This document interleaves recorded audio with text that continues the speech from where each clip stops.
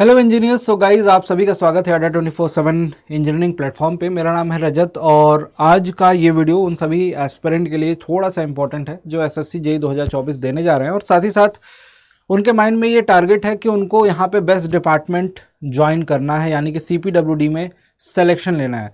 जी हाँ guys, CPWD का trend भी समझाने वाला हूँ, साथ ही साथ 150 प्लस स्कोर कैसे होगा, किन किन पोर्शन को हमें ध्यान देना होगा, या फिर माइंड के अंदर कितना टारगेट होना चाहिए पर सेक्शन, एक सेक्शन में कितना हमें स्कोर करना है। फॉर एग्जांपल टेक्निकल में, रीजनिंग में, आपका नॉन टेक्निकल में 2 पार्ट हैं, जीके जीएस वाला। तो आइए चलिए सभी बातों को फटाफट देखते हैं और जानेंगे कि प्रीवियस ईयर में सीपीडब्ल्यूडी जिनको मिला था उनके लिए उनको कितना नंबर लाने की आवश्यकता थी। तो यहाँ पे सबसे पहले हम समझ लेते हैं कि गाइज अगर आपको 150 से ज़्यादा स्कोर करना है और अगर आपकी ब्रांच सिविल है तो डेफिनेटली यहाँ पे आपको समझाता हूँ कि क्या सिनेरियो रहना चाहिए। इनफैक्ट अदर ब्रांच वालों के लिए भी यहाँ पे गाइज आपको अगर 150 से ज़्यादा स्कोर करना है तो उसके लिए देखिए टेक्निकल में मैंने यहाँ पे रखा है 75 प्लस, जो कि एक बहुत अच्छे मार्क्स होते हैं। टेक्निकल में आपका टोटल पेपर जो 100 नंबर का आता है उसमें से अगर हम सिविल इंजीनियर्स की बात करें तो उसमें 10% ऐसे क्वेश्चन होते हैं जो आपको बिल्कुल नए टाइप के दिखते हैं और जहाँ पे आपको लगता है कि ये फैन बट वाली सिचुएशन जिसको आप स्किप करते हो। लेकिन इस 75 प्लस मार्क्स को लाने के लिए या फिर 70 प्लस जो स्कोर करते हैं बच्चे, जो टॉपर्स होते हैं जनरली, 68 नंबर 70 नंबर वाले बच्चे जनरली टॉप करते हैं। जितने टॉपर्स के मार्क्स मैंने देखे हैं इंटरव्यूज वगैरह में तो सभी के मार्क्स लगभग इसी रेंज में रहते हैं, जिनका इंटरव्यू मैंने पर्सनली लिया है और चैनल पे अवेलेबल भी है। अब देखो 75 प्लस मार्क्स लाने के लिए आपको यहाँ पे लगभग 90 अटेम्प्ट करने पड़ेंगे। 10% का मान के चलो कि 10% का आपका एरर होता है, एग्जामिनेशन में भी होगा, देखने को मिलेगा आपको। 10% का आपने 90 अटेम्प्ट किया तो यहाँ पे 10 गलत होंगे तो 80 आपके सही होंगे और 10 गलत के 3 नंबर लगभग घट जाएंगे। तो मान के चलिए कि यहाँ पे लगभग आपके 75 प्लस 76 77 मार्क्स आ रहे होंगे। अगर 10 से थोड़े ज़्यादा गलत हो गए तो और, तो यहाँ पे ये आपका अटेम्प्ट होना चाहिए। 10% का ही एरर मैं लेके चल रहा हूँ। कई बार जल्दीबाजी में या तुक्केबाजी में हमसे गलतियाँ ज़्यादा हो जाती हैं और भी ज़्यादा हो जाती हैं। इसको मेंटेन करने का एक ही तरीका है कि वो पोर्शन जो हमारा वीक था, जिसमें हमने ज़्यादा एफर्ट नहीं डाले, उसको लास्ट टाइम पे रिवाइज कर लें, उसके क्वेश्चन प्रैक्टिस कर लें, जो कि काम आप लोग आसानी से टेक्निकल के लिए कर सकते हो। जैसे फॉर एग्जाम्पल मान लेते हैं कि आपके कुछ सब्जेक्ट, 3 सब्जेक्ट ऐसे हैं जिसमें आपने ज़्यादा मेहनत नहीं किया, तो 3 सब्जेक्ट के लिए बेटा आप अभी भी, आपके पास 7 दिन का समय है, 8 दिन का समय है। मैं कह रहा हूँ कि अभी भी आप इन 3 सब्जेक्ट को स्ट्रॉन्ग कर सकते हो। कैसे कर सकते हो? 3 सब्जेक्ट में क्या क्या पढ़ सकते हो मैं आपको बता रहा हूँ। क्वेश्चन लगाने हैं, कुल मिला के क्वेश्चन लगाने। आप टारगेट रख लो कि उन 3 सब्जेक्ट में हर सब्जेक्ट के 100 क्वेश्चन, 300 क्वेश्चन आपको डेली उन तीनों सब्जेक्ट जो आपके वीक थे थोड़े, उनके लगाने हैं। और इसी से केवल आपका इंप्रूव हो जाएगा ये पोर्शन और इसी से आपके मार्क्स यहाँ पे कटेंगे नहीं। आप जो क्वेश्चन कर लोगे लगभग आप देखोगे तो आपके पास 500 क्वेश्चन का कलेक्शन आपके पास दिमाग में हो जाएगा और चीज़ें रिवाइज हो जाएंगी, वो सारी चीज़ें जो आपने छुई नहीं थी या फिर पढ़ी नहीं थी। तो ये काम आप कर सकते हो। यहाँ पे 3 से 4 सब्जेक्ट जो भी आपके पास हैं उनका प्रैक्टिस। रीजनिंग की बात करें तो रीजनिंग में 45 प्लस स्कोर अच्छा स्कोर बोला जाता है। 45 प्लस रीजनिंग बहुत सारे बच्चों की स्ट्रांग होती है। यहाँ पे 48, 49 और 50 नंबर भी लाते हैं बच्चे।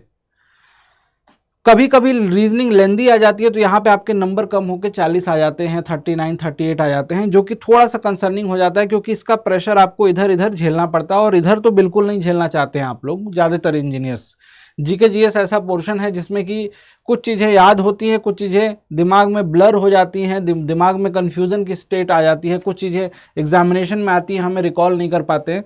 वो सारी चीज़ों को ध्यान में रखते हुए यहाँ पे हमने 30 प्लस का रखा है, 50 में 30 प्लस, जो कि बहुत अच्छा स्कोर है। जो बहुत रेगुलर बेसिस पे जो बच्चा पढ़ रहा होगा वही वो स्कोर हासिल कर सकता है। अदरवाइज बहुत सारे टॉपर्स के देखे हैं मैंने, मार्क्स की सर 22 नंबर रह गए हमारे, फिर भी एग्जामिनेशन में उनकी 16वीं रैंक आई है, 20वीं रैंक आई है, 19वीं रैंक आई है, 12वीं रैंक आई है, 8वीं रैंक आई है, लेकिन उनके नंबर यहाँ पे कम रह जाते हैं। 27, 22 यही एवरेज मार्क्स मुझे दिखते हैं, 20 के आसपास दिखते हैं। हाँ, कुछ बच्चे तो ऐसे भी मिले थे जिनके 17 नंबर थे, जो रैंक अच्छी थी जिनकी, लेकिन फिर भी मार्क्स कम थे। तो इसका ये मतलब बिल्कुल नहीं कि आप ये सोच रहे हो कि यहाँ कम भी स्कोर करे तो अच्छा है। यहाँ जितना ज़्यादा स्कोर करोगे, इनफैक्ट इस पूरे सेगमेंट में जितना अच्छा स्कोर करोगे पेपर 1 में, उतना ही आपको बेनिफिट मिलेगा फाइनल मेरिट में, क्योंकि इसके सभी के मार्क्स आपको फाइनल मेरिट में जुड़ते हैं, आपको पता होगा। ठीक, CBT 1 की बात कर रहा हूँ।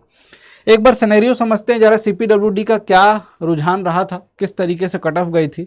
सिविल इंजीनियरिंग की बात करूं 2023 वाले एग्जामिनेशन में, तो अनरिजर्व कैटेगरी के जो बच्चे लगभग मान के चलो 350 ही है, 346.7। CPWD यही लेना है तो CBT 1 और CBT 2 दोनों को मिला के, यानी कि 200 प्लस 300 500 नंबर में से आपको इतने नंबर तो लाने पड़ेंगे, 346। अब ये समझ लो भाई साहब, यहाँ पे अगर आप मान लो कि CBT 1 में 140 स्कोर करते हो, 140 स्कोर करते हो, सिविल वाले बच्चों की बात कर रहा हूँ, 140 स्कोर करते हैं तो फिर भी 200 नंबर, लगभग 206 नंबर का स्कोर आपका होना चाहिए ना CBT 2 में। तो अब तो जस्ट कट ऑफ के पास पहुंच रहे हो, समझ रहे हो, तब तो जस्ट कट ऑफ के पास आप पहुंच रहे हैं। यानी कि फर्स्ट पेपर में इतना स्कोर और सेकंड पेपर में इससे ज़्यादा स्कोर आप करना पड़ेगा आपको। सेकंड पेपर में आपको कितना 240 250, जो कि अमूमन करते हैं बच्चे, ऑब्जेक्टिव बेसिस पे वो भी पेपर है। अब वहाँ भी मार्क्स कट रहे हैं आपके, है ना। उसी तरीके से जिस तरीके से जैसे नंबर मिलते हैं, एक नंबर आ रहा है तो आपको सही नंबर मिलेगा, 3 नंबर एक क्वेश्चन पे, और नहीं हुआ तो आपका कट जाएगा। तो यहाँ पे आपको ध्यान देना पड़ेगा उस पर्टिकुलर एग्जामिनेशन में कि वहाँ अगर आप पहले में चूक रहे हो ज़्यादा तो आपको यहाँ पे इम्प्रूवमेंट करनी पड़ेगी, अदरवाइज ये डिपार्टमेंट तो आपके हाथ से चला जाएगा। इस डिपार्टमेंट में जगह बनाना टफ तो है लेकिन नामुमकिन नहीं है। आप बता रहा हूँ आपको, थोड़ा सा बस प्रिसीजन, जो गलतियाँ सिली मिस्टेक होती हैं अगर उसको आपने एग्जाम ड्यूरेशन में अवॉइड कर दिया तो ये आप हासिल कर सकते हो। EWS में देखो 338 है, OBC के लिए 339 है, SC के लिए 311 है और ST के लिए 313 है। ये अब बाकी डिपार्टमेंट की भी यहाँ पे कट ऑफ लिखी हुई है, आप देख सकते हो रिलेटिवली कितना फ़र्क पड़ता है। 46 से 42 हो गया, 38 से 36 हो गया, लगभग बराबर है। MES के लिए यहाँ पे भी लगभग बराबर है, यहाँ पे बढ़ ही गया।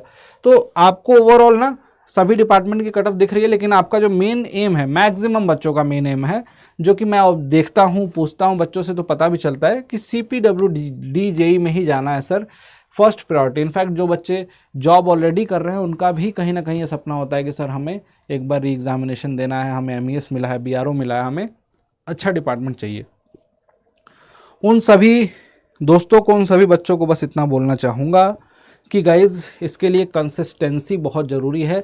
लास्ट टाइम पे हमारे दिमाग में बहुत सारे सवाल आते हैं, मैं भी कई बार हताश होकर हम ये सोचने लगते हैं कि यार अभी तक पढ़ा है, क्या काम आएगा हमारे, इस बार सिलेक्शन होगा क्या, हमारी पढ़ाई सफिशिएंट है, नहीं लगता है ऐसा। बार बार सोचते हैं कि सारी चीज़ें भूल चुके हैं, बार बार रिवीजन करने पे याद नहीं हो रही हैं, जो पढ़ा था वो भी भूल गया, ऐसा नहीं सोचना है।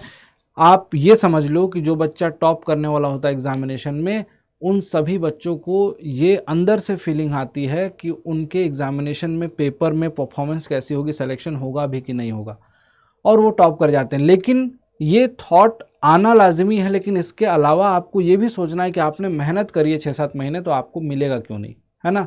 बस अपने दिमाग को थोड़ा सा एकाग्र करके सोचना है कि अभी जो दिन है, कुछ दिन बचे हुए हैं, इन दिनों में हम अपनी प्रिपरेशन में कोई भी कमी ना आने दें।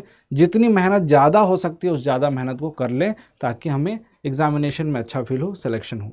Thank you so much. मिलूँगा आपसे अगले वीडियो में, और साथ ही साथ ये भी सजेस्ट करूंगा आपको कि इस समय बहुत क्रूशियल है आपके लिए, यूट्यूब पे क्लासेस प्रोवाइड की जा रही हैं जिसमें क्वेश्चंस कराए जा रहे हैं, उन क्वेश्चन की प्रैक्टिस जरूर कीजिएगा। सिविल इंजीनियर 7 बजे से इंजीनियर अड्डा के यूट्यूब चैनल पे जरूर जुड़िएगा। और हाँ, अगर इस तरीके की वीडियो आपको मोटिवेट करती है, अच्छी लगती है, तो सेशन को लाइक और साथ साथ में चैनल को सब्सक्राइब जरूर करिएगा। Thank you so much guys.